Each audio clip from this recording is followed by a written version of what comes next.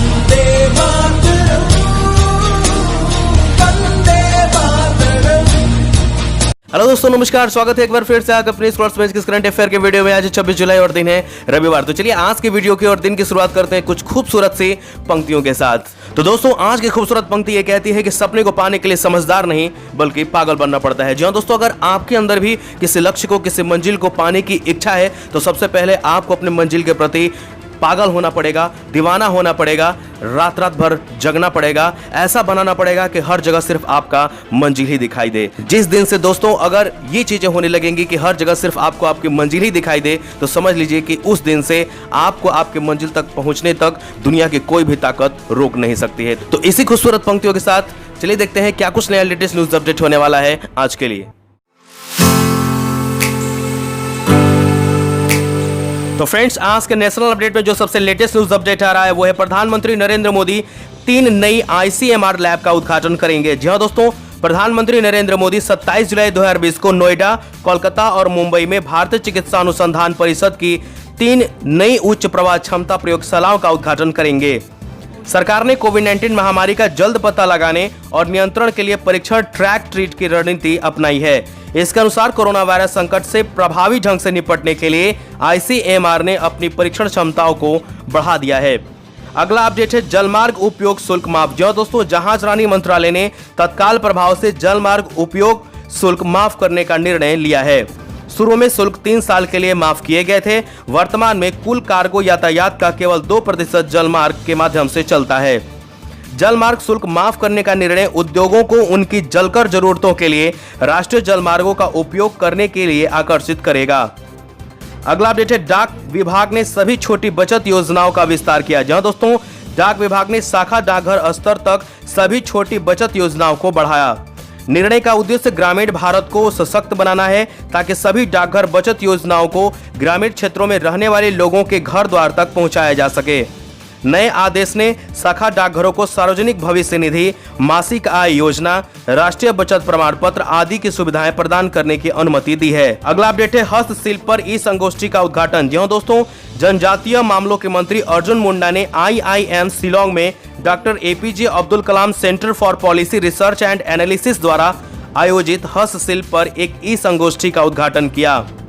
इसका शीर्षक emergent north east India strategic and development imperative in handcrafts था। उन्होंने जोर देकर कहा कि हमारे कारीगरों की व्यापारिक मानसिकता को उनके कौशल को उन्नत करके उद्यमिता द्वारा प्रतिस्थापित किया जाना चाहिए।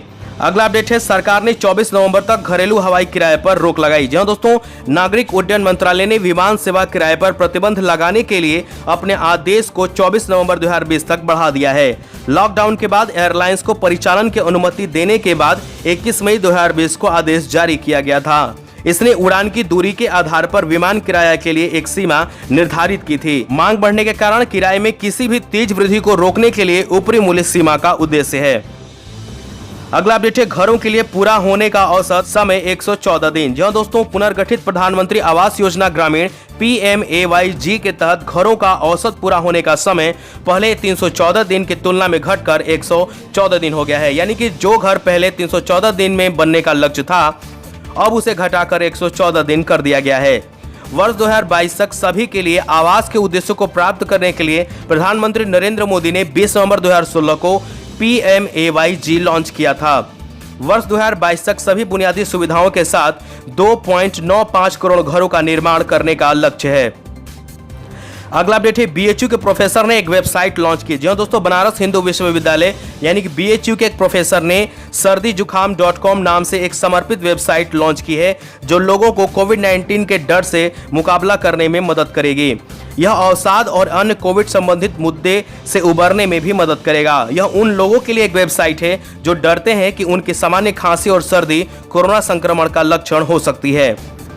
अगला अपडेट है कर्नाटक से, यानी कर्नाटक ने नई औद्योगिक नीति को मंजूरी दी। जी हाँ दोस्तों, कर्नाटक राज्य मंत्रिमंडल ने 2020 से 2025 के लिए नई औद्योगिक नीति को मंजूरी दी है। यह नीति राज्य को नए प्रोत्साहन प्रदान करने और विनियामक प्रक्रियाओं को आसान बनाने के लिए निवेश की सुविधा पर ध्यान केंद्रित करेगी। नई औद्योगिक नीति 2020 से 25 का लक्ष्य कर्नाटक की औद्योगिक प्रगति, योग्य पर्यावरण बनाने, बुनियादी ढांचे के आदि के विकास का दोहन करना है। अगला अपडेट है जम्मू कश्मीर से, यानी जम्मू कश्मीर ने मैग्नीफिसेशन प्रोग्राम शुरू करने की घोषणा की। जी हां दोस्तों, लेफ्टिनेंट गवर्नर गिरीश चंद्र मुर्मू ने जम्मू कश्मीर में सड़कों के सुधार के लिए एक मैग्नीफिसेशन प्रोग्राम शुरू करने की घोषणा की है।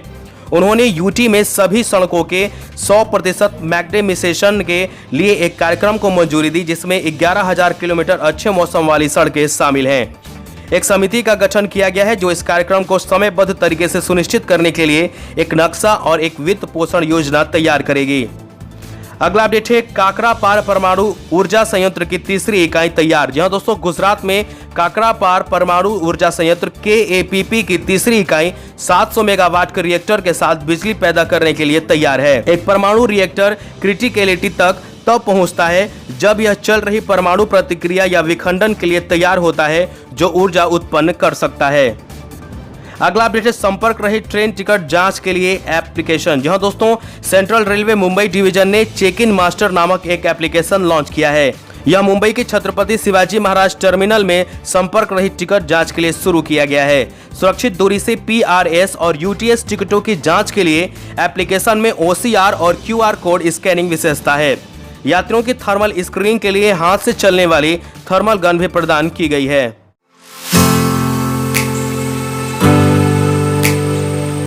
तो फ्रेंड्स, आज के इंटरनेशनल अपडेट में जो सबसे लेटेस्ट न्यूज अपडेट है वो है बांग्लादेश से, यानी बांग्लादेश के लिए पहली कंटेनर ट्रेन को हरी झंडी दिखाई। जी हां दोस्तों, 24 जुलाई 2020 को कोलकाता के माजरहाट से container corporation of India limited terminal से बांग्लादेश के लिए पहली कंटेनर ट्रेन को रवाना किया गया। 50 कंटेनरों वाली ट्रेन साबुन, शैम्पू और कपड़े जैसे FMCG सामान ले जा रही है। 2017 में CONCOR और बांग्लादेश कंटेनर कंपनी लिमिटेड द्वारा किए गए एक समझौते के बाद आवागमन की सुविधा के लिए प्रक्रिया शुरू हुई थी।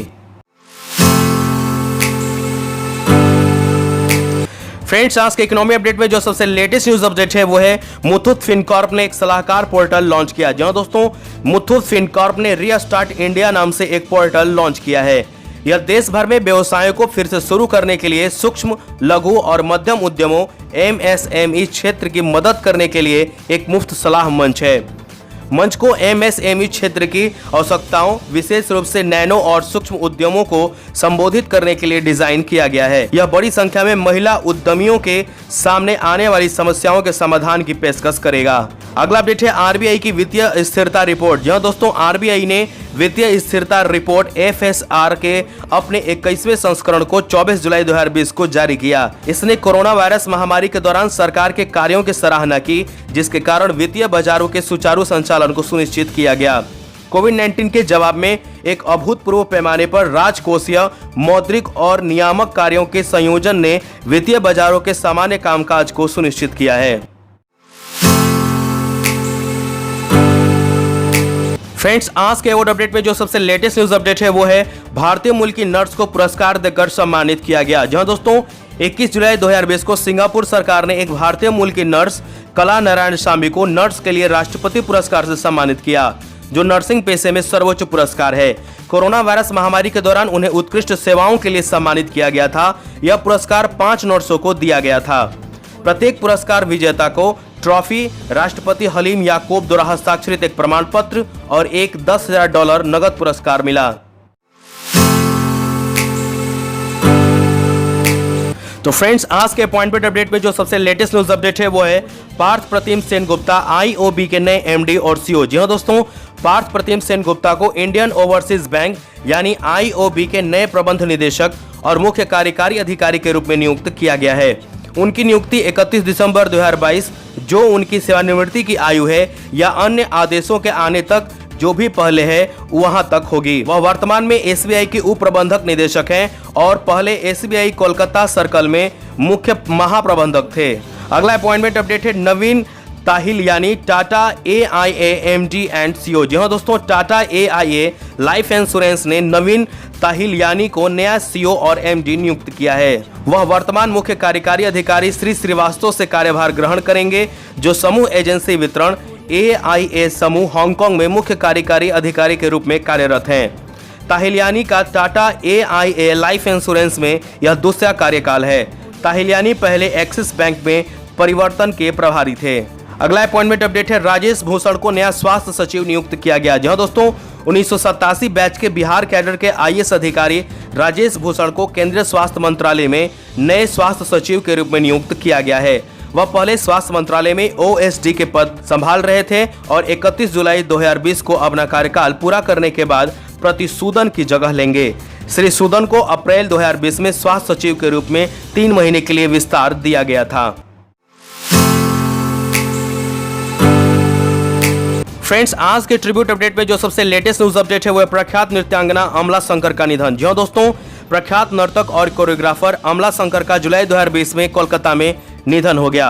और प्रसिद्ध नृत्यांगना कोरियोग्राफर उदय शंकर की पत्नी और सितार वादक पंडित रवि शंकर की भाभी थीं।